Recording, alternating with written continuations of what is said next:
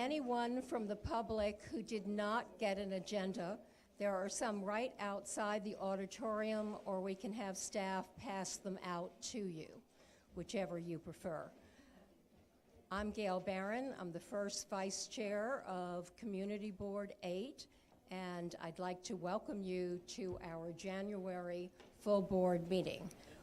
Anyone from the public who wishes to speak must sign up by 6:45, and then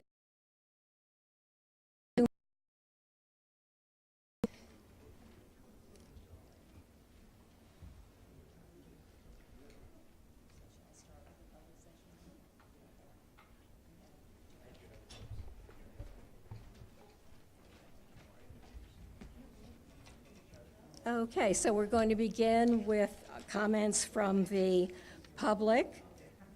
Albert Ben Cosme, then Mike Edison, and then Gail Benjamin. If you would line up at the microphone, please.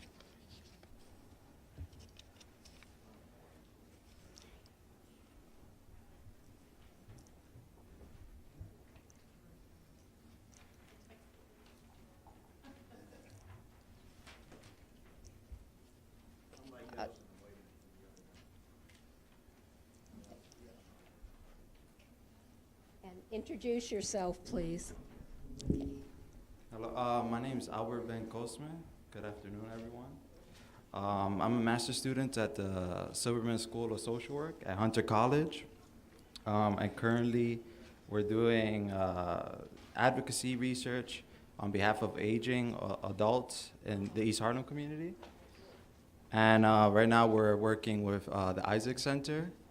They're located at 92nd Street and First Ave, and we're working on an advocacy project with them in terms of getting the streets from 92nd Street to 96th Street.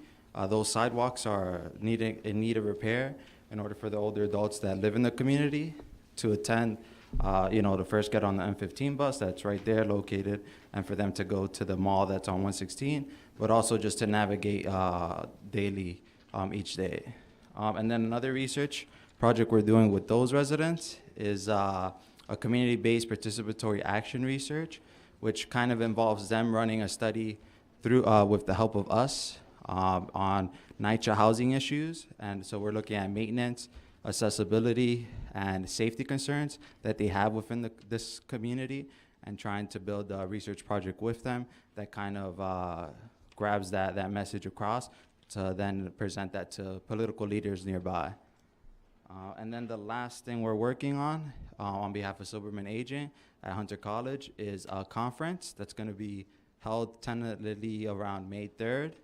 And that meeting and that conference is going to touch on older adults and issues. Right now, we're going to plan a theme on Friday to try to figure out what kind of topics we want to talk about revolving around older adults. And Friday.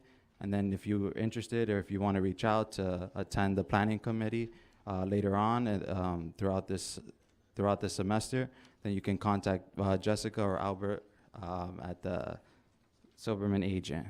Okay, thank you. Thank you very much. And make sure that we have all of your contact information so that some of our committee co-chairs can get in touch with you if they wish to follow up. Thank you. I wanted to thank the board and Councilman Kallos for helping me. I had a problem with the construction on 80th Street. As soon as he got involved, it ended the next day.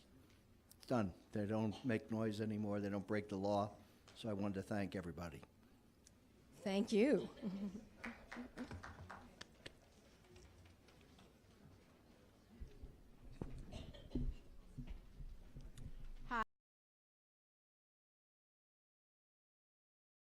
Neighborhood Association, and I'm here to extend an invitation to you all to join our community meeting, our first one of 2019, which will be held on Monday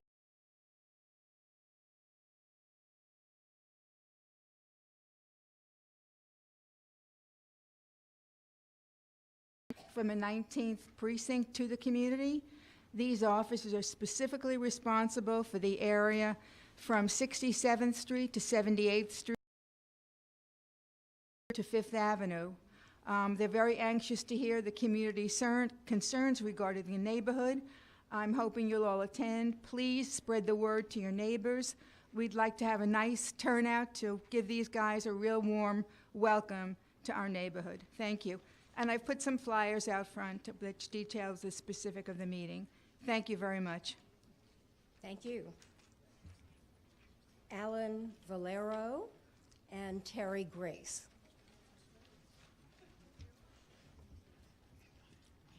Good evening, Community Board 8. My name is Alan Sebastian Valerio, and I work with the Manhattan District Attorney's Office as part of the Community Partnerships Unit. I'm the liaison to Community Board 8, and it is a joy and pleasure to be here with you tonight. I have two introductions about things that are going on from the District Attorney's Office. We're happy to announce that we have our high school internship program. The sign-up period is about to begin next month, so we encourage everyone who has a child in high school or a family member who's in high school to please apply for this. I'm also here to announce or talk about the Manhattan Construction Fraud Task Force. This is a unit within our office that is charged with investigating safety lapses, fatalities, injuries, fraud, and wage theft in the construction industry. As we all know, construction is all over the island of Manhattan. It's drastically changing our neighborhoods, and there are elements of crime associated with these individual companies. We believe that community board members could be a great help to us here at the District Attorney's Office in helping us investigate these crimes. So I'll be in the back if anybody wants to discuss any of this, and thank you for your time. Thank you. Hi, my name is Terry Grace. I live on 76th Street right next to John Jay Park. Two topics. This is my driver's license. Vehicle registration and my vehicle insurance card after they do inspection. I think all vehicles should do what I had to do to get this. That includes 2 wheels, 1 wheel, many wheels on roller skates, 2 wheels on scooters, 2 wheels on bikes, 4 wheels or 3 wheels or not wheelchairs, I might say, but because I don't go fast enough. And maybe that's another conversation. But anyway, I think that everybody should have this. I'm a kid from Fire Island. My tricycle had a license plate on it when I was a child in the 50s. So I hope that you'll take that into consideration. Second issue, there's a homeless guy named Steve who is encamping himself in a tent in John Jay Park. He has told the police he will sue the police if they touch his things or him or make him leave.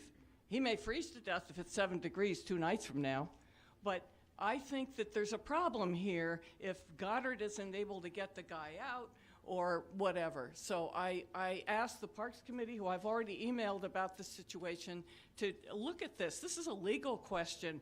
Can anybody camp in the park? Oh, look at all the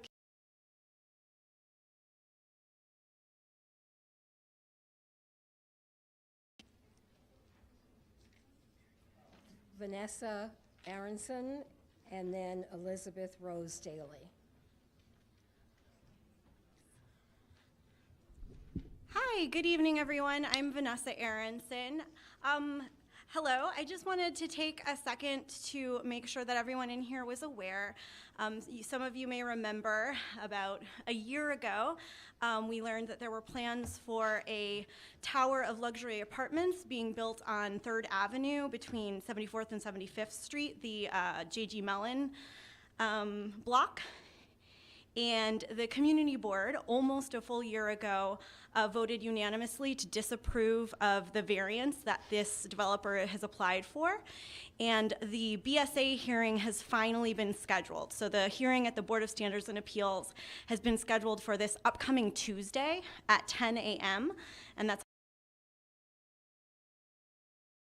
we've still got a lot of community support. We're going to come out there at 10 a.m. on Tuesday to show that this is not something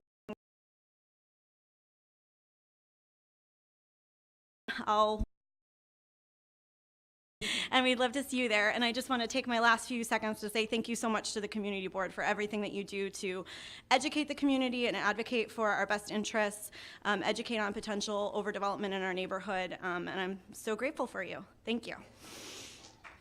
Thank you.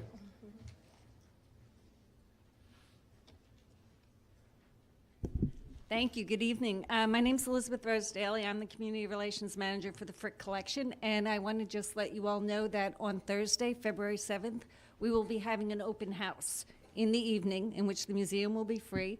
The galleries will be open, as will the second floor. So I've put some flyers out on the back because we do ask that you let us know that you're coming. So all the instructions for sending an RSVP are here, and they're in the back. So that's it. So thank you very much. Thank you, Elizabeth.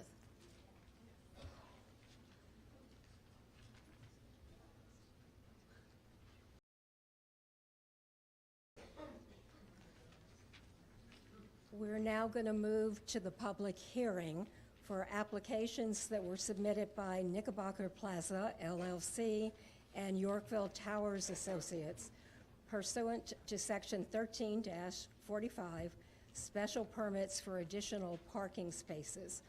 And this was first heard at the December full board meeting, but there were a lot of issues and questions that were raised by the board, and as such, we have asked the appropriate parties to look at those questions, respond to them, return to the January meeting, because at the end of their presentation, we have to vote either to approve or to disapprove. And just, why don't you come up here and then introduce yourselves and what your role is.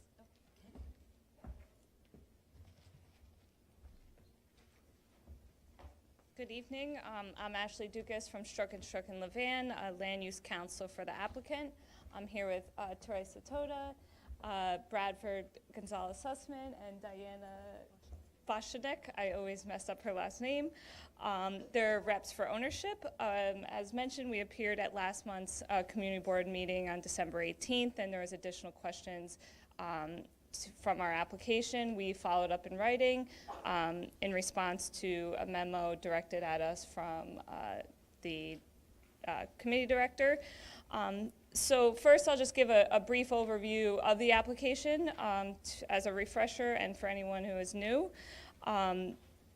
We're here presenting 3 city planning applications for the Rupert Tower, Yorkville Tower, and Knickerbocker garages. These buildings are located between 90th Street and 92nd Street, between 2nd Avenue and 3rd Avenue. These are special permit parking applications with city planning, requesting an increase in the number of permitted parking spaces. These buildings with the garages were originally constructed in 1974 to 1975 pursuant to city planning approvals. And again, we are requesting an increase in the number of originally approved parking spaces pursuant to the section 13455 of the zoning resolution. The 3 applications meet the requirements of the zoning resolutions and are consistent with all findings. And on October 29th, the City Planning Commission certified the applications as complete. The proposed increase in permitted parking at each garage will allow for the needed existing capacity. There will be essentially no changes into what exists today. I'll run through the numbers briefly, which were also in our presentation materials and response letter and in our application. At Rupert was for 220 spaces. The proposal is for 370. At Yorkville Tower, there's 301, and the proposed increase is for 506. And at Knickerbocker Plaza, 104, the originally approved, and the proposed increase to 202. Again, the proposed increase will allow for the existing conditions to come into compliance, so there will be no changes as to the amount of traffic and appearance of the garages. One of the main concerns at the last meeting and as addressed in the letter was priority for residents of the buildings. residents of the building have priority of spaces. Even if the garage is fully occupied, residents get to take a spot with notice. This is on the certificate of occupancies, which state that parking is for residents, and with no limitation on time, residents may recapture any of the non-resident parking spaces upon 30-day written notice to the owner. This is a requirement in the multiple dwelling law, a requirement on the certificate of occupancy, a requirement in the zoning resolution, and it's also laid out in the lease terms between the landlord and the garage operator. Again, we submitted responses to all questions and comments, so if anyone would like us to address them further or has any further questions, I'll open the floor.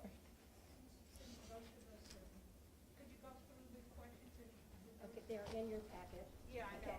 So do you want them to go through questions and then the responses? Sure. Sure. Go ahead and do that. Point of information, isn't it public first? Well, yes, we are, and we will, but right now, what we're gonna do is just elaborate, so for everyone, public and board, we'll have a better handle on what the Okay, questions. so are and I'll answers that- elaborate on the questions and our responses. There was a question in regards to leaks, specifically at the Knickerbocker garage. The leaks are being addressed. They are not from within inside the garage, they're actually from outside, so ownership and reps are handling there. Repair work has been made to the outdoor plaza and to the loading docks to address them, and any further leaks will be investigated as soon as the weather permits and will be handled. But they are aware of any leaks and they are addressing that concern. Second question was again about the priority, which I just explained. There was a question about garage rates for residents of the building. The existing lease does not provide for dual garage rates, for different garage rates for residents of the building. We have not been authorized by ownership to amend the existing lease or set precedent for future leases. This has not been a concern of, these garages have been in existence since 1974. We discussed with the garage operator, it's never been an issue of outside residents or non-tenants of the building outbidding the residents of the building, so we don't see this as a concern and are open to your comments, and ownership will take them, but right now the lease is not in a position to be amended. A question about electronic charging stations. Only those who use the charging stations will pay for the installation and use of the electric charging stations. And then the last comment was about zip cars.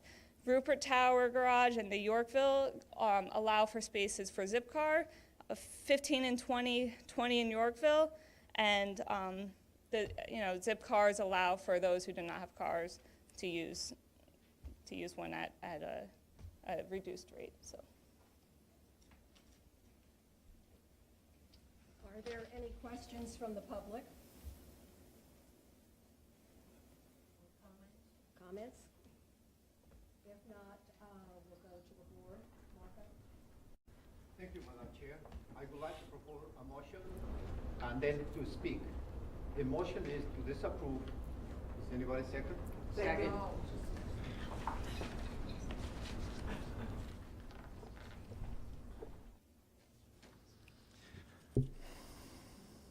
This applicant is requesting to exceed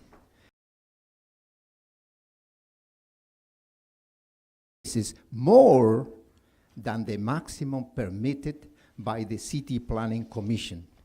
Even though the city is going to end the parking tax rebates, and the zoning resolution is not required to have any more off-street parking spaces in the core of Manhattan, which starts at 96th Street South, where exactly our community starts.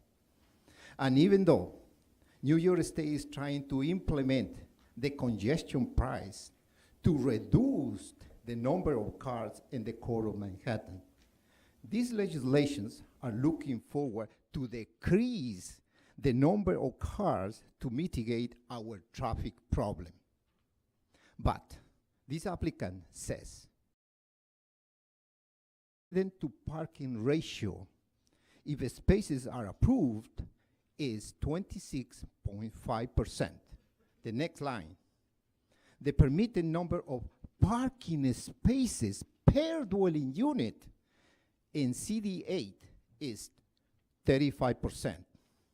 To compare residence to parking spaces with apartment versus parking spaces are two different things. It is like comparing apple with oranges. What the zoning resolution 13455A2EE says, quote, the sum of any existing off-street parking spaces and the proposed increase does not exceed 35% of the total number of the dwelling units, end of quote. Then the only valid comparison is apartment versus parking spaces. And these developments have the following.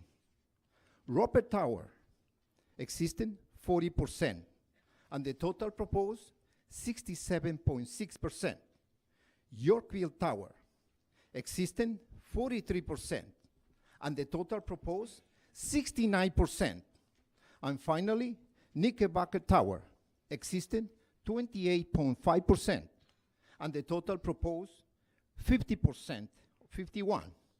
In conclusion, with a convoluted argument, this applicant is proposing more off-street parking spaces than the maximum permitted by the City Planning Commission. And if we approve the little percentage left in one of them, 23, it will stimulate to bring more cars to our community, and consequently, we will have more gridlock on these messy present traffic conditions. In brief, we cannot support an application that will exacerbate negatively even more our traffic problems, and against the city efforts policy, efforts to palliate it. Thank you.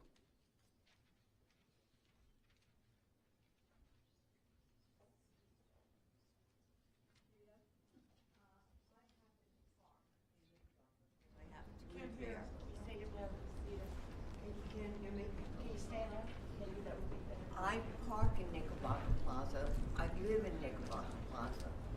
And all I can tell you is that you wake up in the morning and suddenly there's a new bike dock that takes away parking spaces, just as what happened just recently on 2nd Avenue near 72nd Street. We used to have 6 parking spots between 90th and 91st Street. And after the repaving of 2nd Avenue, we have 3. If people can afford to park, and this is available, I think it's worse to keep pricing. Yet, we're not even sure it's going to happen. I can't vote on this because, but I want you to know that I think that they did an excellent job, and I wasn't for the job that they did when they first came here, but they have done an excellent job in answering all of the questions, and I don't have a problem with this, and I don't think you should either. Thank you. I'd like to add to it my own personal parking experience. In our building, there is a waiting list. Living within community. This is a great, great thing that they're doing. They're getting cars off the street. We're not, but we are getting cars off the street. I think we should definitely support this. I'm not sure if this was answered, but there are 2 questions. Why did the applicant wait until now to ask for the change? They were operating illegally. And then there's a question of what fund, how much money did they raise over time that was not within the allowable agreement with the leases? Or maybe they were, but we've asked to see and understand the leases and they were not presented. So I've got a problem with somebody coming in and saying, gee, 20 years later, we realized we made an error. You are business people. You have lawyers. There's something wrong here, and I'd like clarification of how this was allowed to happen, and then what kind of compensation will be done since they were making these profits for all these years. Yes, yes.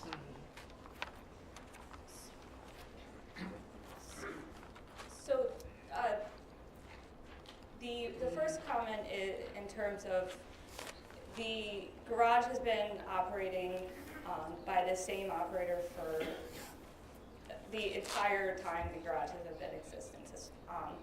They received Department of Building violations, and they have taken the initiative to address it by following a path that city planning and the zoning resolution allows through a special permit to increase the number of spaces to the amount that is necessary and within the required limits of the zoning resolution. So in terms of why not last year or 5 years 20 ago, years ago. I don't have the exact answer, but it is being done now. It is being done today. It was in the lease terms, in the last lease set up with the landlord, that the ownership would file this application and process to increase and have it in lawful condition. And that's what ownership, and not the operator, is the applicant of this application. But you didn't answer the question. How was this allowed for such a period of time? And then what compensation will be done since the operator was making all this extra money beyond what would have been permitted given what the regulation was for those garages? That's the question. All right, just to respond a little bit to that, I mean, we can't speak for the operator. We're We asked speaking for the you, building. excuse me, we asked you to come back with all the information. That question is in here, and we asked you to get your ducks in order to come back and not insult us again. That's what we asked for a January meeting. It was a Mitchell-Lama lease with subsidized rates for the tenants, and what basically at some point the operator, and this is not unusual in the city, many garages have done this, they converted from individual parking spaces or something that was 4 individual parking spaces to a manned operation where you have valet parking, which allows for more parking spaces. At the time, I guess the operator didn't realize that they were running afoul of the thing, or if they did realize, who knows? But the point is, now they're trying to get it in order, and they're getting it in order to meet the tenant demand that's there. If these spots don't eventually get approved, the tenant demand will not be met. The spaces will be fewer, assuming they enforce the rules and only allow the spaces that are in the original plan to be used. The tenant demand won't be met. The prices for the spaces that exist will go up. This is an effort to meet the demand that exists. We know it exists because the spots get used by tenants. Any tenant that wants a space will get the space if they ask for it with 30 days notice. No tenant will be kept out of a space, and this is really an effort on the part of the building to help the garage meet tenant demand. Yeah, I don't understand how you say the tenant's demand would be met. Is anybody else using the garage? Because since they have priority, their demands should be met before anybody else. So I don't understand what you mean, their demand. Are there people on waiting lists? I think community demand. But not the tenants in the building are on the waiting list. In the letter that you received, the language is there in writing. Tenants get I know that, but how can you just said tenants' needs wouldn't be met, but if the other people are using it, that means the tenants. If you went back to the original license, the number of spots that are just against the outside wall, it would not even meet tenant demand, let alone community demands.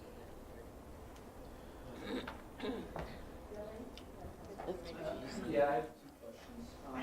First is, forgive me if you already went over this last month.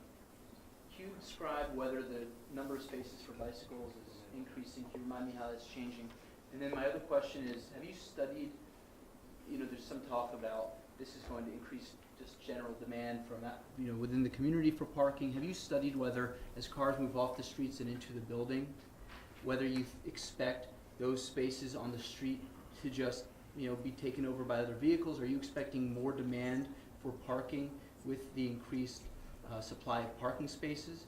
Or have you reached a contrary conclusion, or have you not studied that at all? Part of the application required a neighborhood parking study, which discussed demand and the ratio of new dwelling units and the reduction of parking spaces over the past 10 years within a 600-foot radius of the site.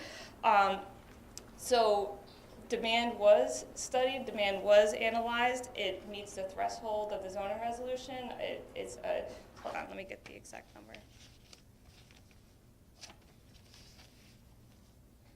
The increase in parking spaces was determined to not be excessive by the parking study done by Philip Habib's office. The ratio of change in parking spaces to change in residential units is 26.5%, which is below the threshold required. The second part of your question about whether it was studied if the spots that are now taken out of the, spaces into the garage, if that was analyzed, that I believe was not part of the study that's required. And then the bicycle garages already do provide for bicycle parking. However, they will be increased to meet all local law requirements for the building and for public garages, accessory public garages. The bikes in Rupert will have 37. Yorkville is increasing by 74, and Knickerbocker is increasing by 150 to meet all requirements. And there is existing storage spaces within the garages. Bicycle racks and pedestrian waiting areas, so that's where the Are those numbers percentages, 74 and 150? No, sorry, those are actual numbers. Okay.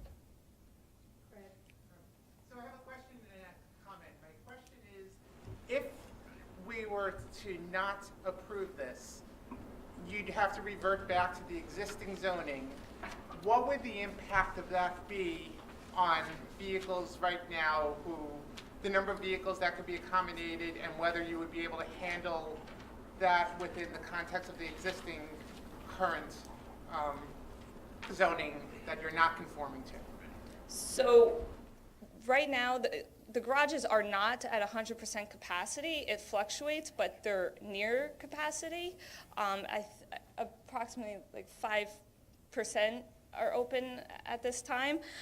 So it would be a huge impact. Originally approved, for instance, for Rupert was 220, and then the proposed is 370. So that wouldn't accommodate. If it went back down to 220, there'd be approximately 100 plus people or spaces removed that are currently being used. And that would result in people being displaced. Displaced back on the street. Back on the street. So my comment therefore is, putting aside what's happened in the past and whether it's been conforming or not, the impact of not approving this would be detrimental to the community, would create additional congestion, and would put more of a burden on curbside parking. I think it's obvious that this has to move forward, because by not doing so, you're going to hurt the community, hurt the residents, and create more problems than if we were to not approve it. Thank you. Yes, that's very clear. No. The vote no. No, not second. Is it possible that you could vote on whether or not we can call the question, please? Okay. It hasn't been seconded. Yes, it was. 1 second. I seconded. It was? It's been seconded. It's been seconded by several people. Do you want to speak to the motion? Because it's a motion Well, to disapprove it. No, No, if it's been, no, I want to offer a substitute motion. Yeah, exactly. I'd like to offer a substitute. Well, if you would like to withdraw that, because I think we can cut short here something if they do. Okay? I'd like to offer a substitute motion, if it's seconded, speak to it. And the substitute motion is that we approve this application. Second. I think that for the reasons that have been articulated by my co-chair, Craig, and also by David Halpern, this is a project that needs to go forward. Let's look back at the history of parking in New York City. City planning took away spaces and said you can have a lot less spaces in buildings because they thought that that would discourage cars from coming into the city, part of transportation planning. That didn't happen. And so now that, and now I think as we hear in our transportation committee, every month people are concerned about finding parking spaces on the street. And as Rita said, with the bicycles and the other things that have now taken up the streets, we lose a lot of parking spaces. And so now this is something that is going to give more parking spaces, make a lot more available in the area. I happen to live right across from Rupert. I don't have a car, so it's not going to affect me.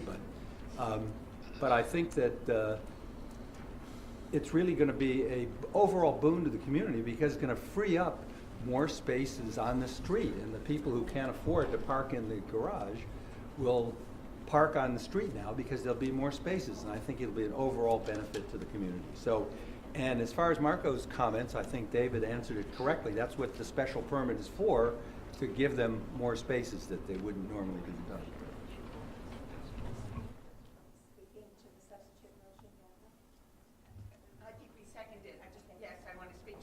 I just want to say that I remember, I don't know, a couple of years ago when the garage that was on 87th, just east of Lexington Avenue, was being transformed into an apartment building. Our objection to it is they were taking away parking spots from a parking garage and what an impact they would have. So certainly, I think having somebody bring more in, I'm all in favor of it, and I would certainly vote for it. Encourage it. Call the question. Second. Okay, this is a vote on the substitute motion. It's an approval for the application as presented. Ashby. Yes, It's to approve now. It's to approve. Barron. Yes. Morris. Yes. Brown. Madam Chair, may I please have permission to explain my vote? No, then. Chalky. No. Chu. Yes. DeLuzio. Yes. Feather. Yes. Freeland. Yes. Harrington, yes. Hartzog. Yes. Halpern. Yes. James. Johnson. Yes. King. Yes. Kirschenbaum. Yes. Later. Yes. Lamort. Liston. Malamphy. Yes. Menegon. Yes. Newman. Yes. Partial. Yes. Hatch. Yes. Hope Marshall. Yes, please. Hopper. Now voting for Clark. Rosenstein. Yes. Rudder. Yes. Salcido. Yes. Sanchez. Schneider. Yes. Shimamura. Yes. Spagnoletti. Squire. Yes. Tamayo. No. Titlebaum. Yes. Tejo. Yes. Fever. Yes. Wald. Walsh. Abstain. Warren. Yes. Weiner. Ashby. Yes. Thank you.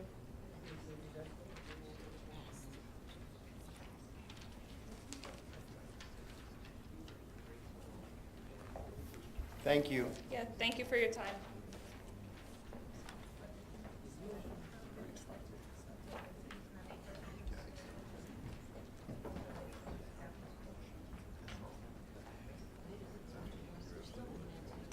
Councilmember Kallos just joined us, so we'd be happy to have you come to the podium and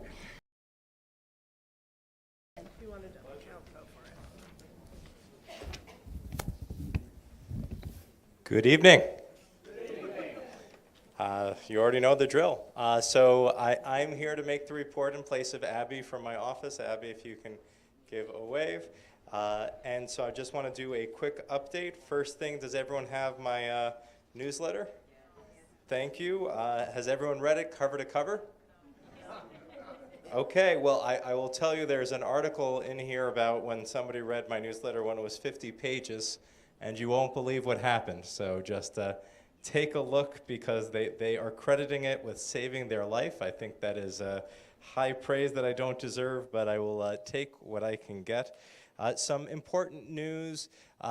We don't have enough school seats in this neighborhood. It's something we've been fighting for quite a while. In the last budget, the city has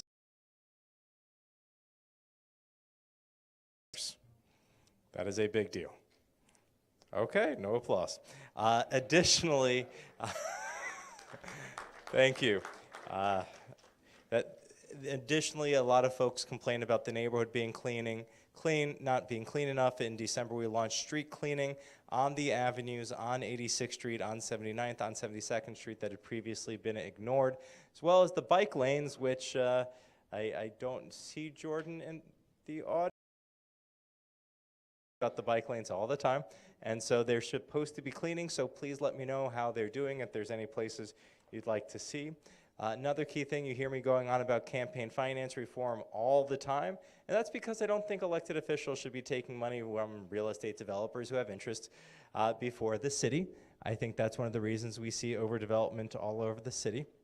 And so we won it at the ballot. 1.1 million people voted for it, and I actually wrote Local Law 1, which brings the new campaign finance system to the public advocates race, which means if you give to most of the candidates running, it will be matched 8-1, and I'm hoping the next public advocate will get elected on a cleaner system with less big money. They're actually going to be capped at only $750, down from $5,100.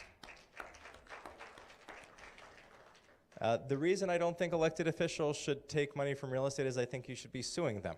And that's exactly what we're doing with the East River 50s Alliance. We're still in court. We had another court appearance in January, and we're moving forward with our lawsuit. If you may remember, we successfully rezoned to stop a super scraper that was going to be 1,100 or 1,400 feet tall. We knocked it down to 800 feet. We rezoned to bring it down to 300 or 400 feet. They went to the BSA to overrule the community, and now we're suing them in court. So far, we've had 2 court appearances, and we've won court orders that the developers agreed to that they will follow the new zoning for the time being, which is actually a huge accomplishment. Yeah. Along the same lines, I'm very unhappy about a place I do not feel that I succeeded, which was 180 East 88th Street, which has a 60-foot void. There's another building, which is in Councilmember Powers' district we're working. I'm privileged to get to work with him every day. It's the Barbell building, the Bernoulli building, where it's literally 150 feet, another 150 feet of nothing, and then 12 stories of luxury penthouse. And so we're working with the city on, you may have read it in Cranes and hopefully in other papers, that we are coming to a solution with voids. That is something that came out of funding from my office for Friends of the Upper East Side Historic Districts. Sure.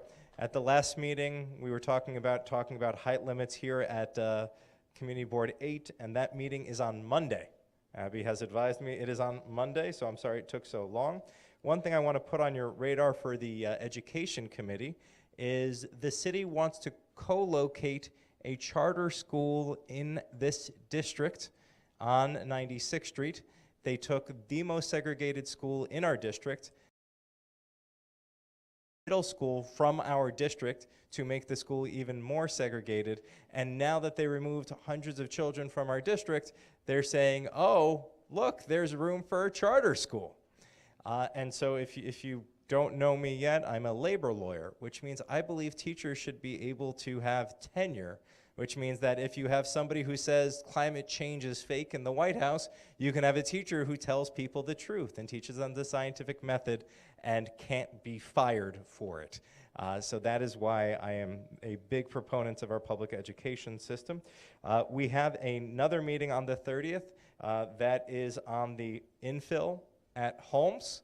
As you may have heard, I stand with our borough president and our congress member in opposition. I think it should be 100% affordable. I don't think it should be built in a playground. I don't think that the poor should live in the shadows of the wealthy. And I think that the tenant should get the 100% preference. I think there's a location right in front of the Glenwood building that would obstruct those expensive views, and I think we could do it better there. We also have our Sotheby's. Thank you, Marco. Also, I don't think that the mayor should be going around the city council. Every other infill in the city of New York is going through ULURP. In this district, where you have a council member who stands up to the mayor regularly, they've decided to do a mayoral override. And I'm looking to the audience if folks are interested in helping us with a lawsuit. And so I think those are the key things. I have one other announcement. I'm going to ask Rita Popper if she can come up here with me for a moment for that announcement. It is good news. As you may know, Rita joined me for my State of the District. And at that, she never misses an opportunity to advocate. So I wanted to share that, and I know Keith Powers' office will speak more, but we had some good news about Waterside Plaza. But it so happens one of my magic powers as an elected official is I know how old you are. And so I know that I am belated and late. If you can come over to this side. And was this a surprise or? It's a surprise, at least so she says. So I have a proclamation from the city of New York on the occasion of your 80th birthday, which was on January 2nd.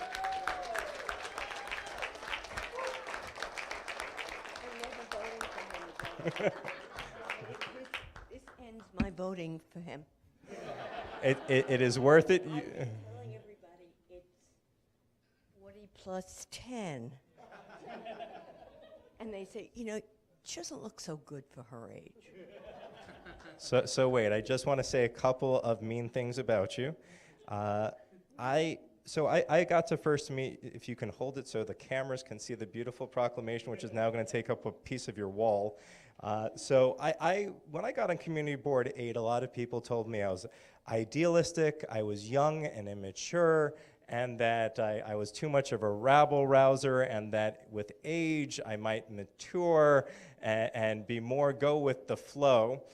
And then Rita Popper joined the board, and I was less of a troublemaker compared to her. And by that I mean just always fighting for people. And she's done so much great work on the housing, transportation, and so many of the other committees.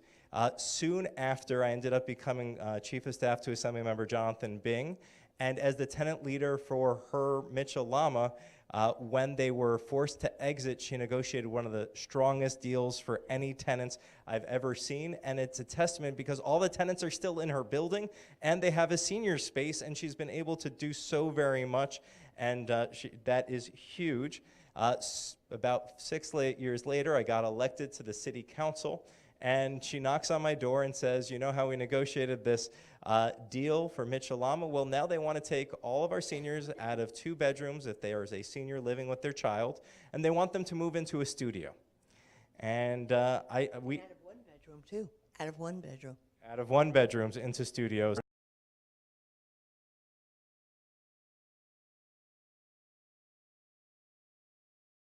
In housing and buildings before I could even ask the chair to do so. And the mayor calls and says, what are you doing? And I said, can you stop the downsizing? And they said, no, we need to save money. I was like, can you not downsize? We can downsize, just don't size people into the studios. And they said, Ben, if you do this, we will remember. And it will be hard to get things done. And that being said, we did it anyway, because as an elected, you kind of get this chance. And even once you become a community board member, it's a question of, do you vote the way you want to, or are you afraid of what happens? And Rita called upon me to do what's right, and you can't say no to Rita Popper. And so ever since then, I've had to keep doing it. Fair enough to protect and demap the plaza on 91st Street. I remember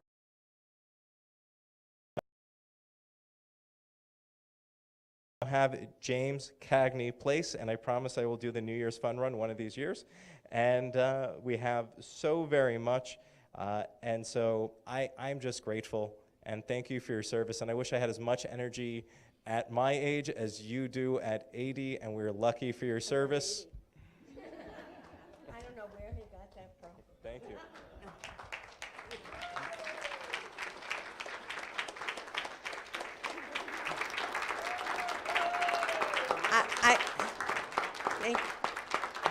Thank you.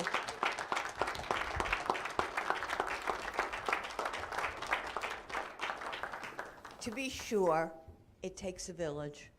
Nothing is ever done by a single person.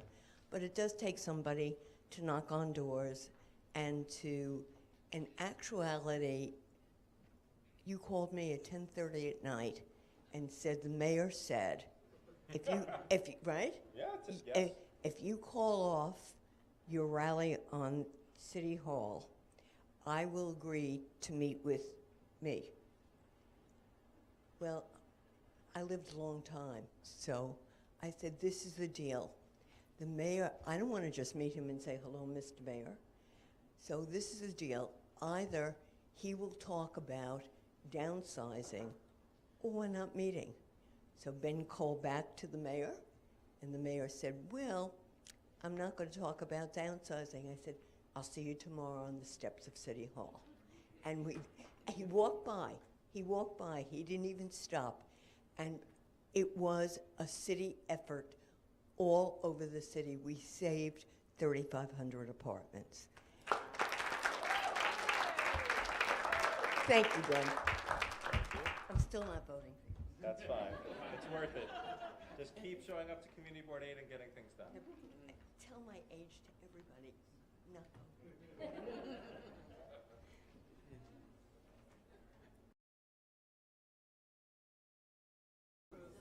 Second? And I vote, okay. And an adoption of the minutes motion, please. Okay. All right, next we have the Manhattan Borough President's Report. Louisa?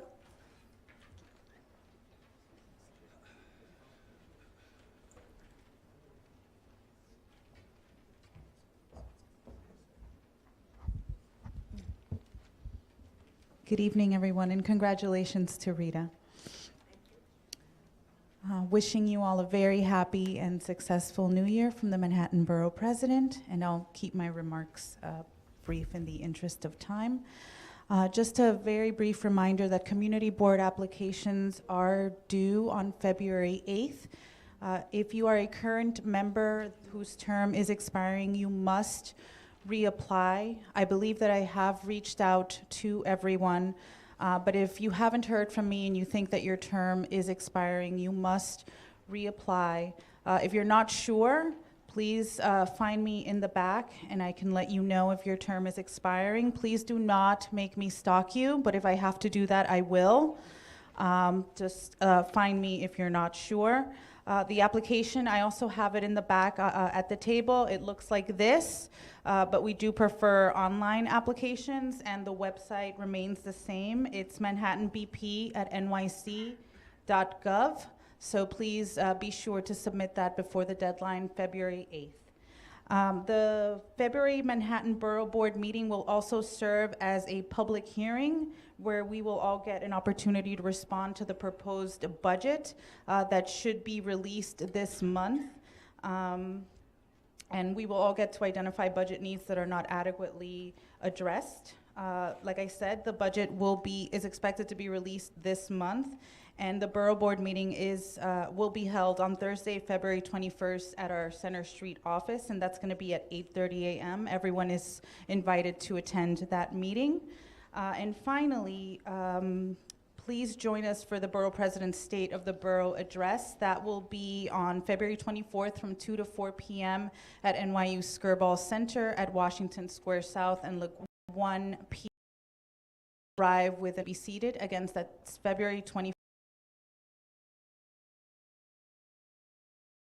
Very much.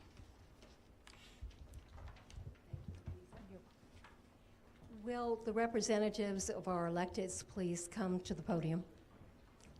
Introduce yourself so that members of the public who may not know you now will. Okay.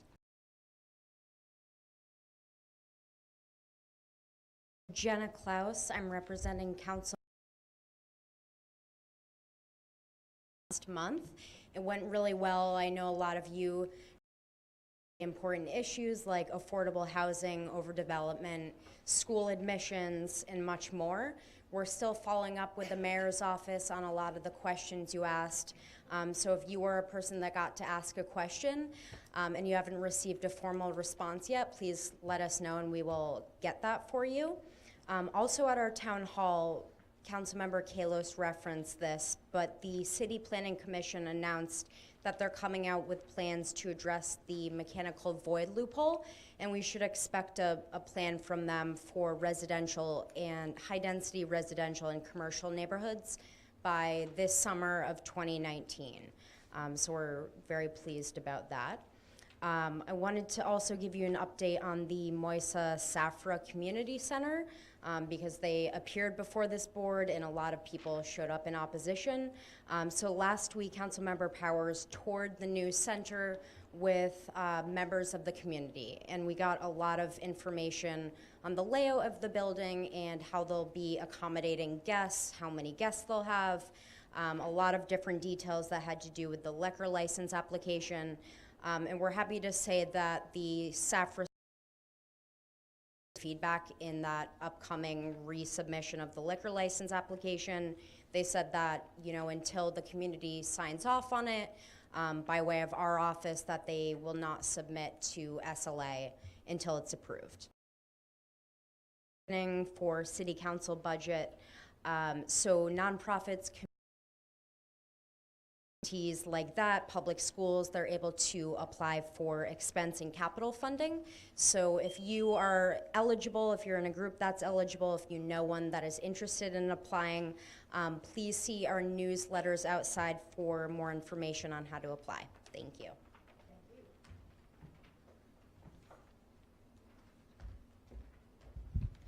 I'm Mike with Senator Kruger's office, and I have some good news from Albany. So yesterday, the Senate and the Assembly passed and the governor signed into law the Reproductive Health Act, which has been, thank you, that's been Senator Kruger's top priority, her signature piece of legislation that she's carried for over a decade now, and it's finally passed, and things are moving quickly in Albany. We had the Senate and Assembly pass a number of voting reforms to allow for early voting as well as for making it easier to register. A lot of other issues are coming up and are soon to come up, so if you have any questions or concerns about legislation, get in touch with our office. A lot of promising proposals have come from the senators, from the governor's executive budget as well. So, yeah, as always, our newsletter and information on our next Boomers and Seniors event are in the room outside, and yeah, thanks.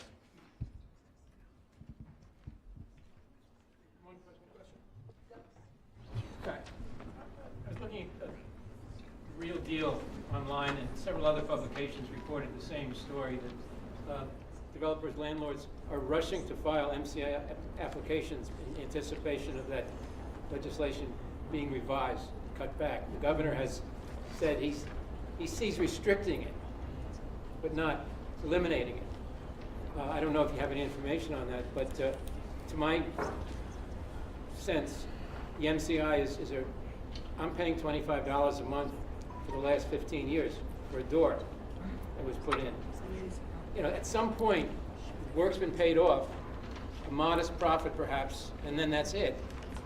Are we going to make any progress on that, or we can have so many applications filed that it'll be moot? I know that there are proposals to make reforms to MCI legislation and other IAI reforms retroactive, so they would apply starting the 1st of January of 2019. But that will all be hashed out later this summer. I think the senator supports dealing with rent regulation likely after the budget process. She wasn't happy with the governor's proposal in his proposed budget on rent regulation. But if you have more questions, want to speak in more detail, just get in touch with our office.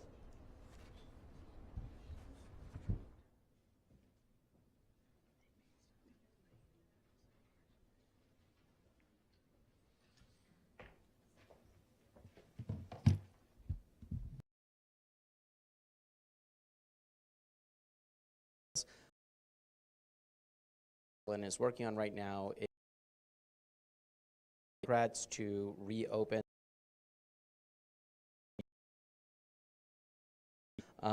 Additionally, she's introduced legislation to protect the census by removing the citizenship question. This is incredibly important for New York State and New York City because the census determines both congressional representation and also funding for necessary programs and things like public transportation.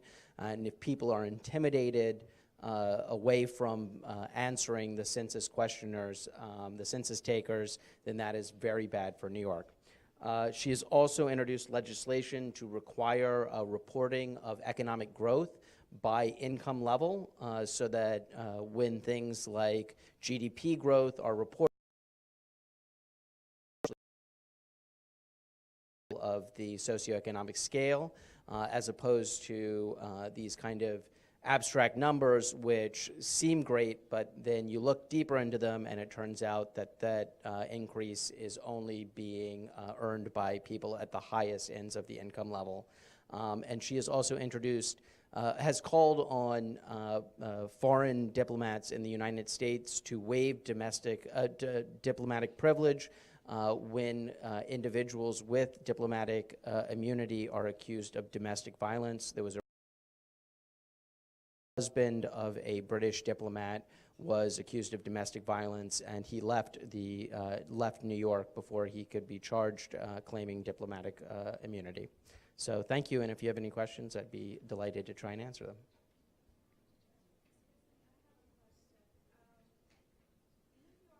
I just read here that New York does not have a mandatory reporting law for elder abuse.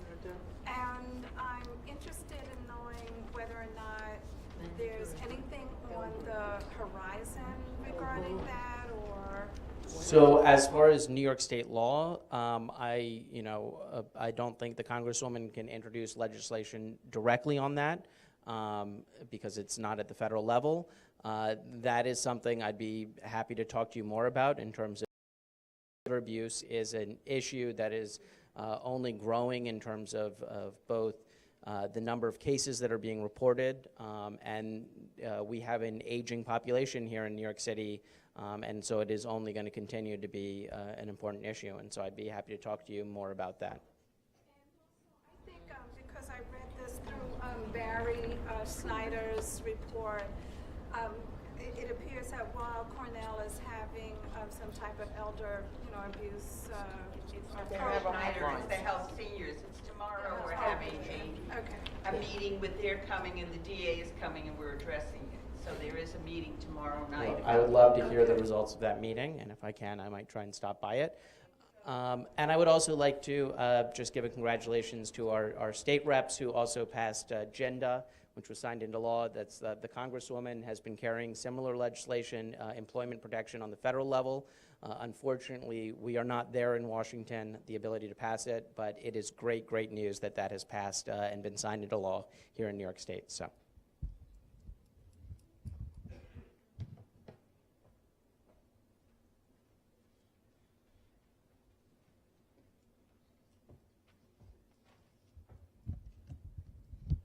Hi, I'm Victoria Hinojosa from Assemblymember Court's office.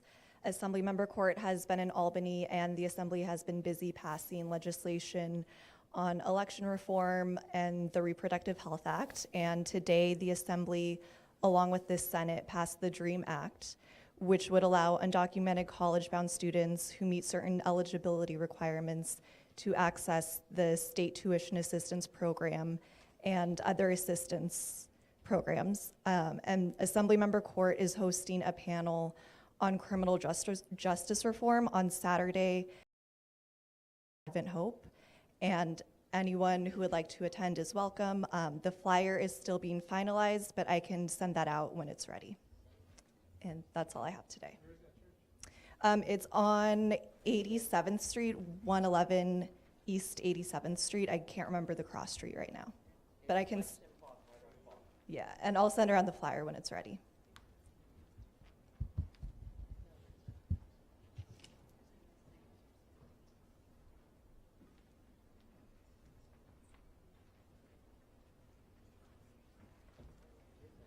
Hi, good evening, everyone. My name is Terrell Brock, and I'm a community liaison from State Senator Jose Serrano's office. Hope we're all doing well and enjoying the new year. As my colleagues have mentioned, we've been busy up in Albany, and we've passed important legislation involving reproductive rights, voting reform, and as we just mentioned, the DREAM Act. I would like to read a quote from the senator on the DREAM Act. America was built by generations of hardworking immigrants who came here seeking a better life today. New York's standing as a global center for industry, innovation, and culture is directly linked to its proud history of immigration. My Senate colleagues and I have honored that legacy by ensuring that an entire generation of talent will have the opportunity to obtain a higher education and continue making positive contributions to the country. I have been a longtime advocate for ensuring that all New Yorkers have access to a quality education. However, as the cost of college rises, the American dream slips further away from passing throughout the state. The passing of the Jose Peralta DREAM Act ensures that every student in achieving the American dream and reaffirms our commitment to a robust, well-educated workforce. At a time when the federal government threatens to build walls, we are building bridges to a better life for countless hardworking students. And does anyone have any questions? Thank you. Is the governor going to sign it? Sorry? Is the governor going to sign the act? Did he say if the governor signing it? Unfortunately, I haven't spoken to the office personally, but I will look into that for you. Okay, great. If anyone would like to reach out to me, my email is tbrock@nysenate.gov. Our number is 212-828-5829, and my extension is 1477. And as your representative, you can actually reach me at any time. My cell phone number is 646-764-5103. And teamwork makes the dream work.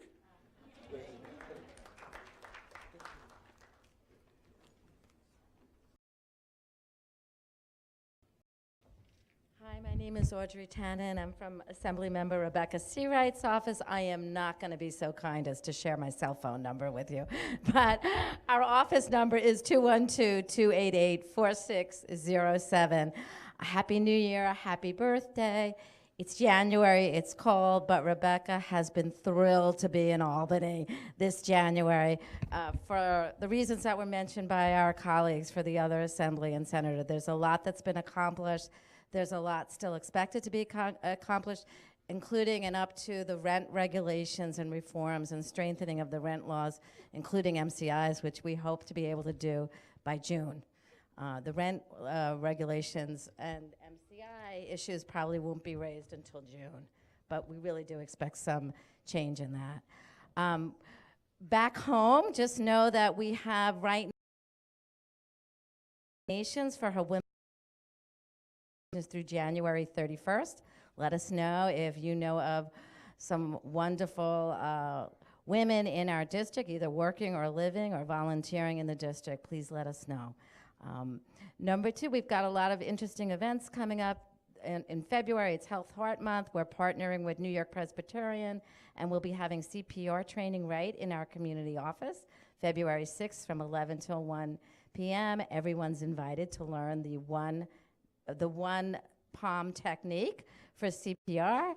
We also have February 13th in the evening, 6 o'clock, at Webster Library. Lex, thank you, our wonderful partner at Webster Library, opening up the facilities for us. Department of Buildings.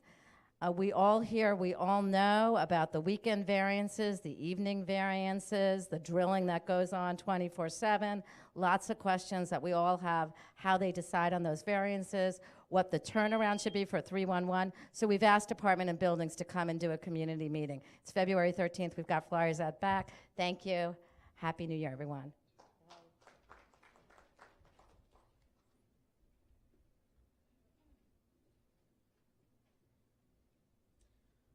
Hi everyone, Mike Stinson from Comptroller Scott Stringer's office. In an effort to help you guys get out before 10, I will keep my remarks to about 30 seconds. I have two things that I brought with me. One is a newsletter on a new housing report that the comptroller released last month. I'll let you all read it. I won't describe it to you to save you time. The second thing is our application period for our summer internship program is now live. It will be open until March 8th. They are paid internships. They're not free, so they're for undergrad and graduate students.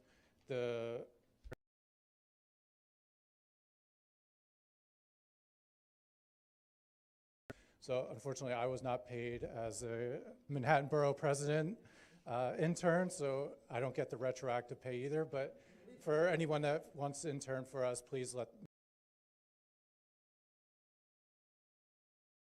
Thank you.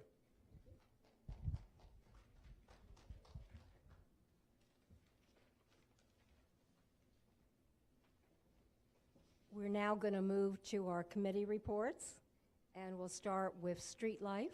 Abraham?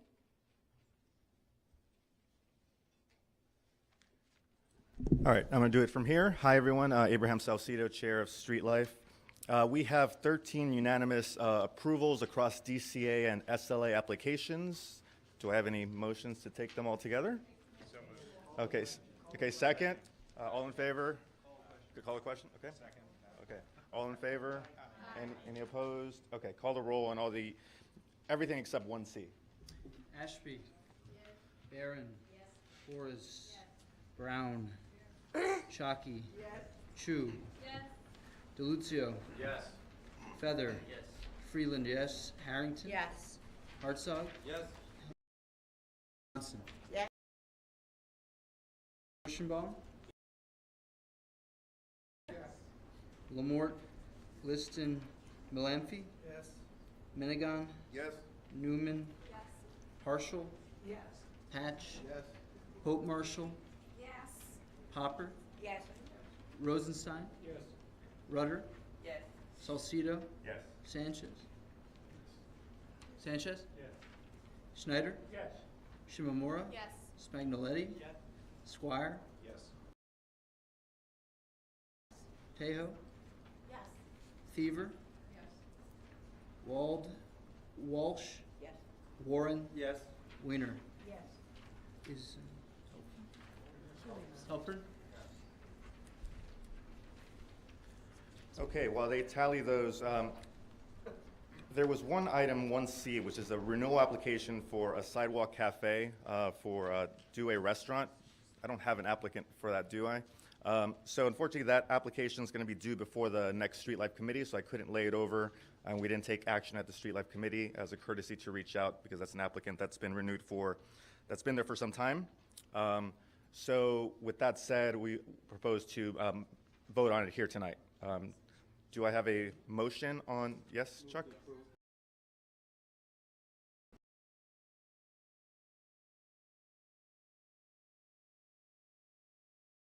To attend?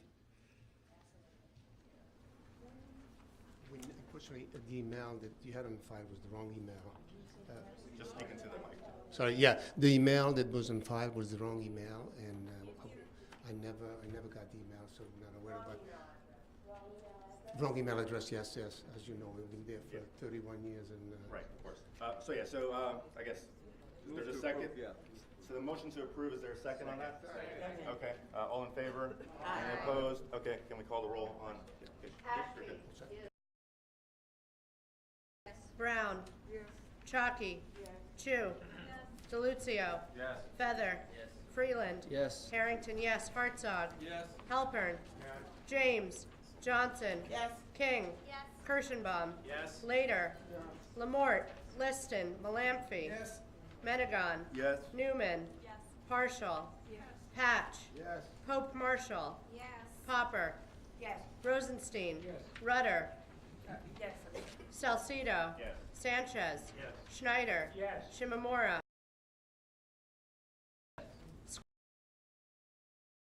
Titlebaum. Yes. Tejo. Yes. Thiever. Yes. Wald. Walsh. Yes. Warren. Yes. Weiner. Yes.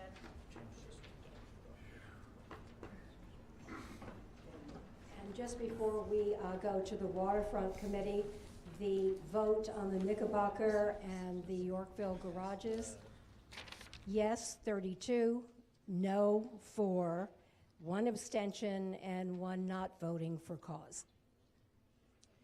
Hi, everybody. We have two resolutions for you. Both of them were unanimous. Just a heads up, it was on John Jay Park. This is a long-time project that we've been working on, a redesign of the southeast corner. They were unanimous approvals for both of them. Correct. Yes, Chuck? Chuck. All in favor? Call the roll, please. Ashby. Brown. Chu. DeLuzio. Yes. Feather.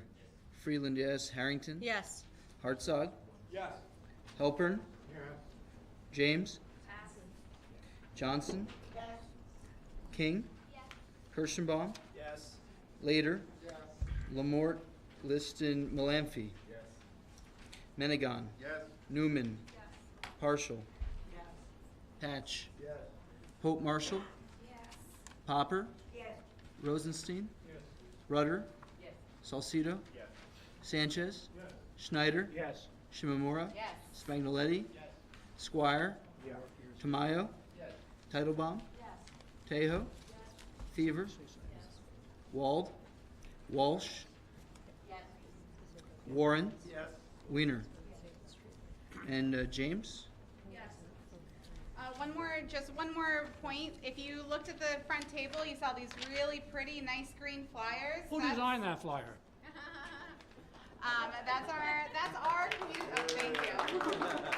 That is our dog forum that's happening next Thursday. So if you are at all concerned about bad owner behavior, not bad dog behavior, we'll call it bad ownership behavior on our streets or in our parks. If you care, if you are a dog owner and you want to talk about how we can all work together to preserve our open space, please come to our forum. It's here. It's next Thursday. It's been 6 months in the making, so please come. We'll be having, thanks to Barry and Judy too, they've been doing a lot of trying to get some of our local vets to come as well. So it's not just to be talking about the rules, but it's also going to be offering some resources for everybody to get more informed and to follow our rules in our parks. And we may have some treats for your pups.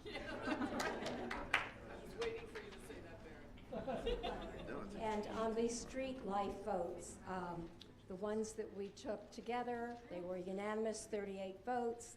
And on 1C, also unanimous, 38 votes.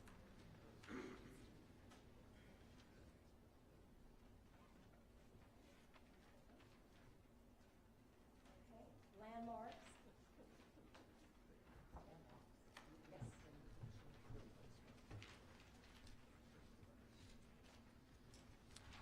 Jane is fighting laryngitis, so she asked me to do all the reading.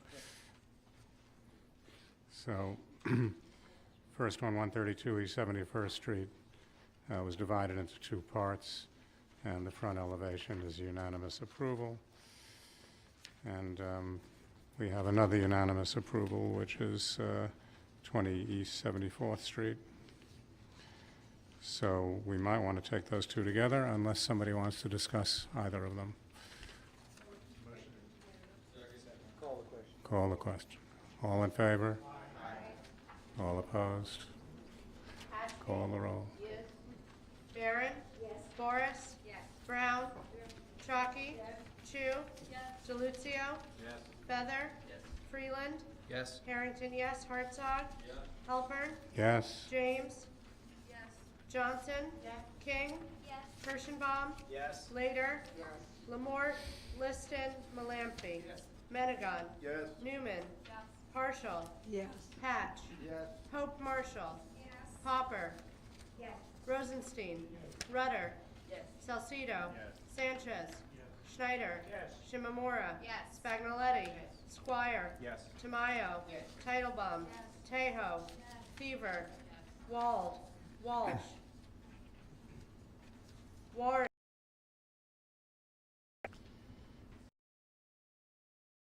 32 East 71st Street, Part B, that was a unanimous disapproval. Call the question. All in favor? Aye. Opposed?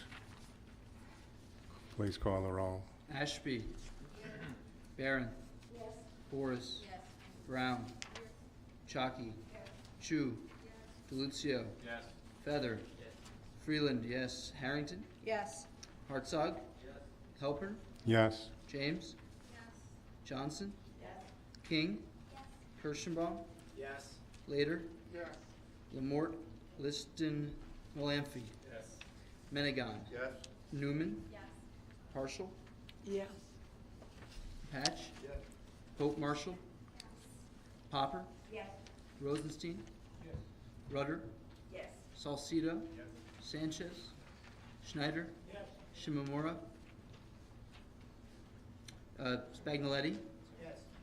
Squire. Yes. Tamayo. Yes. Titlebaum. Tejo. Fever. Wald. Walsh. Warren. Yes. Wiener. Shimomura. Yes. Walsh. Okay, item 3, 150 East End Avenue, Henderson Place Historic District. Application is to replace the third floor windows in the building, and that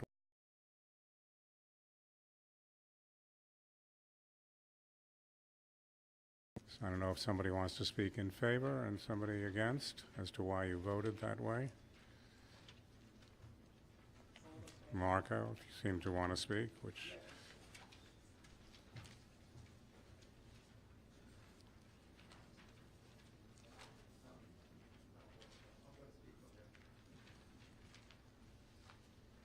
I'm raising opposition on this proposal. This quaint and picturesque development is in process of disappearing, with little by little mutilations. Presently, 24 of the 32 houses has been preserved, and prior to being landmarked this development, the stoops of this house were eliminated. Now, this proposal is to remove and discard two unique windows with transom, whose function were to remove the heat from the room. These small houses were built for modern means families or presently low-income families. The size of the lot are 18 by 46. The present size minimum is 18 by 95. And the building floor plan is only 630 square feet per floor, and the rear yard 11 feet deep. Presently, it is required for the shallow lot, so expensive. The answer is very simple. In the extraordinary picturesque charm and original character of their facades, that anybody that passes by falls in love with them for its scale, the juxtaposition of their architectural elements, and the successful use of materials and window details that makes this house unique. In conclusion, this is an excellent specimen to be saved completely and intact, which can be a good advisor and example for present and future generations of designers on how to design low-income housing without discriminating in the quality of their design. anybody else want to speak? Call the question? All in favor? All opposed? Call the roll. So is this a yes, is a yes? This is a yes is to approve. Ashby. No. Barron. No. Forrest. Yes. Brown. Chalky. No. Chu. Yes. DeLucio. Yes. Feather. Pass. Halpern. No. James. No. Johnson. No. King. Yes. Kirschenbaum. Yes. Later. Yes. Lamort. Liston. Malamphy. No. Menegon. No. Newman. Partial. Yes. Patch. No. Pope Marshall. Pass. Popper. No. Rosenstein. No. Rudder. No. Salcido. Yes. Sanchez. Yes. Schneider. No. Shimomura. Pass. Spagnoletti. Squire. No. Tamayo. No. Titlebaum. No. Tejo. Wald. Walsh. No. Warren. Yes. Weiner. No. Freeland. Yes. Hartzog. Abstain. Newman. No. Pope Marshall. No. Shimamura. Yes. Tejo. Yes. Give me a sec.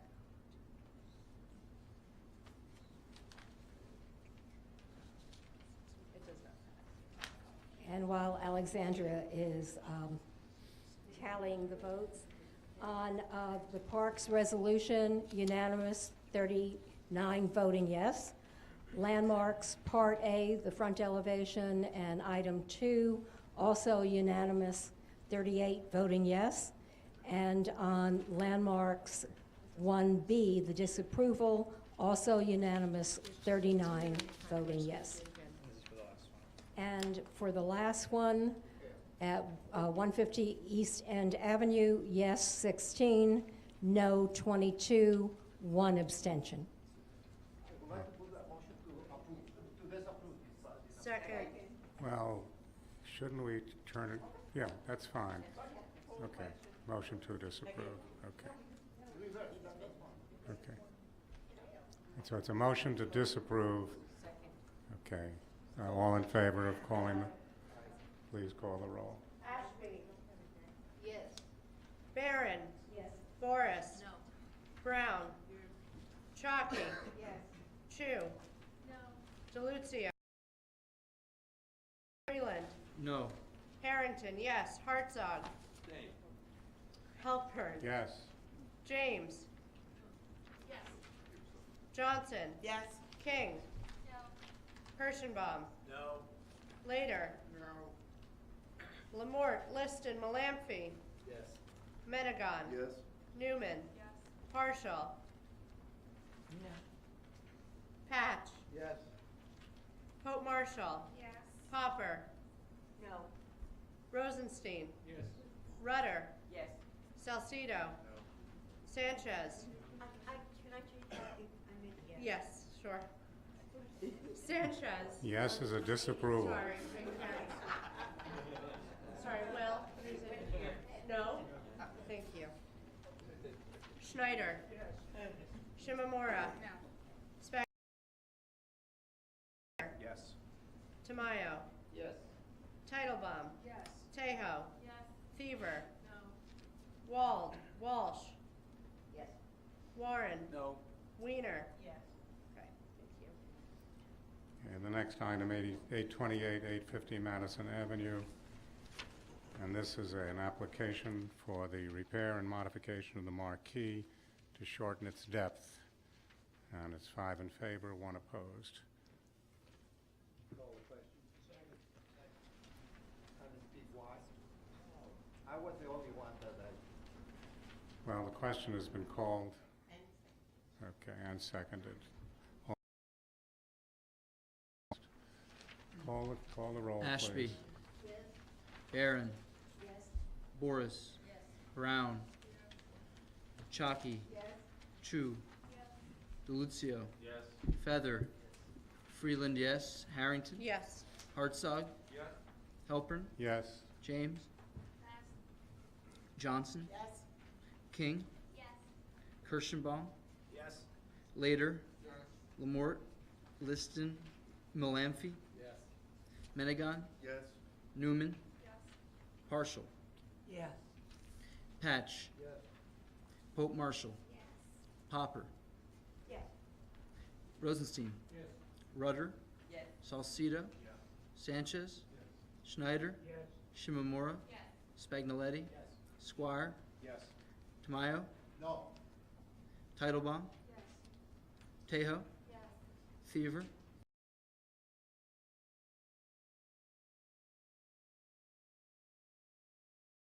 Yes. Warren. Yes. Weiner. Yes. James. Yes. Thank you.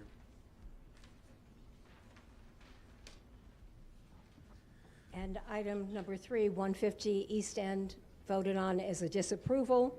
Yes, 24, no, 14, 1 abstention.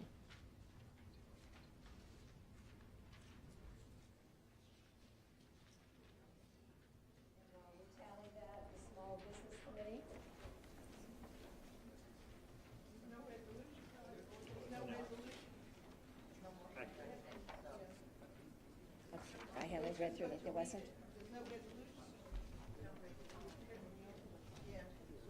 Sarah, since there isn't a resolution, however, was there anything that you wanted to particularly point out to the board? Yes. That's fine.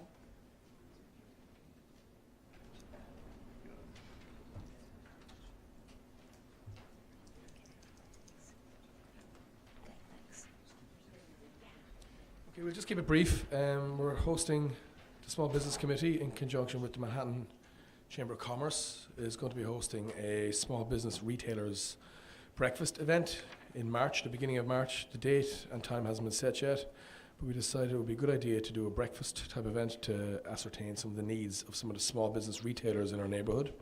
This is kind of an ongoing project, you know, to help figure out what a lot of the issues small businesses have and relation to a lot of the vacancies that we're noticing in our neighborhood. So one thing that we would like to ask all the members, if you could possibly send 3 local businesses their information to the office. Matt has agreed to take them. When we say small business retailers, we mean people specifically, not bars and restaurants, because we've already had a forum to do with that before. So your local dry cleaner, florist, deli, anybody you might pop into to get your coffee in the morning, we want to hear from them. And just their contact information. so if you could send the contact information to matt@orama@cbam.com. And because our community board members are so involved in their communities, many of you are part of community organizations, neighborhood associations that have your own lists. And so if you have an organization that has networked with or contact information for small business owners, please let us know, and we would love to be able to push out information through your organization to those retailers. So we know that that the contact information that you've received through your organizations was given to you with an express purpose that it would stay with your organization.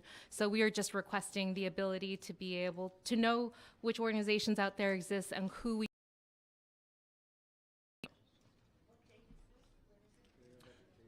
We haven't actually set a date yet, but we'll know that before the next full board meeting.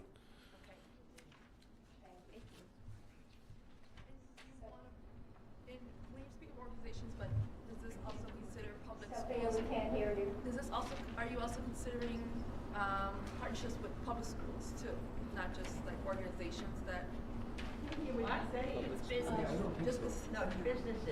No, this would be just purely people, if we can just get in touch with small local retailers, businesses, yeah. Thank you. And on the 4th landmarks item, yes, 38, no, 1. And the voting reform committee wants to give us an update. I Sherry? wanted just to alert you that Anthony Cohn and I are reconstituting the voting reform committee. It hasn't been active for about a year. When Alita first spoke to us about reinstituting this committee, it was after the last election, and we know the fiasco that was. Now, fortunately, the New York legislature voting reforms. So I envision this committee, first of all, will be talking about what the prior committee did, will be getting informed on the legislation, and then I would assume we're going to have an education role in informing the public about early registration, 16, 17-year-olds. 2 of the items will need to be on the ballot. So I'm letting you know because many of you weren't on the board when this committee was offered to you, and our meeting is going to be February 12th at the board offices, And I'd like to invite those of you who have an interest, come and join us. Thank you, Sherry. Debbie, the Youth Education and Libraries Committee. Peter? Okay. Thanks, Peter. Hi. I just want to let you all know that Debbie, Cece, Dory, and I are sponsoring an event on Monday focused on special education. It's going to be at the Ramaz School, 6:30, and I think you all know it, 125 East 85th Street, to help invite people in the community, including yourselves if you're interested, but also parents of children in need, to help them understand the system, what it takes to navigate, what their rights are, and what it takes to be successful in terms of getting that kind of training for their kids. And we also want to welcome any of you who'd like to support us in the Youth and Education Committee to come and join us and lend your voice. So thank you. And before we go to old business, Alita at the February meeting will be able to report on the result of the meeting that will be taking place with Ben Kallos, the co-chairs of Zoning and Development, who I must say have worked so hard to try to get our height limits and protections for the avenues east of Lexington. So hopefully that will be a productive meeting. And there will also be a meeting taking place this month with the folks from Target to ensure as best we can that their shenanigans also stop.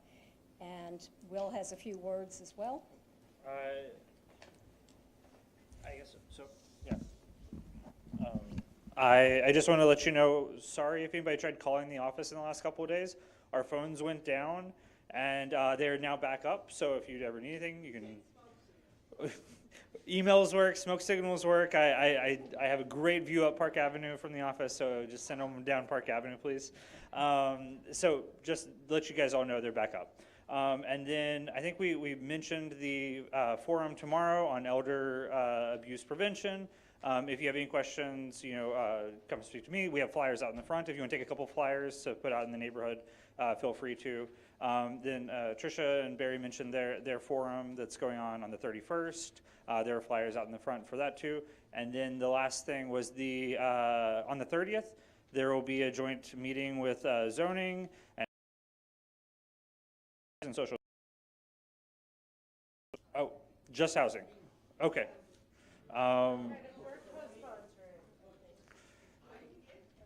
Either way, it's on the 30th. Fetner Properties and NYCHA and the mayor's office will be attending to answer questions about the infill property at Isaacs and Homes.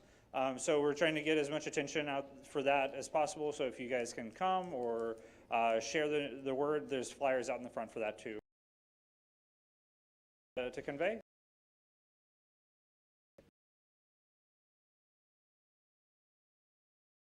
Have a motion to, I'm sorry, I didn't see you, Chuck. Yes, sorry. Second. Okay. A motion to adjourn.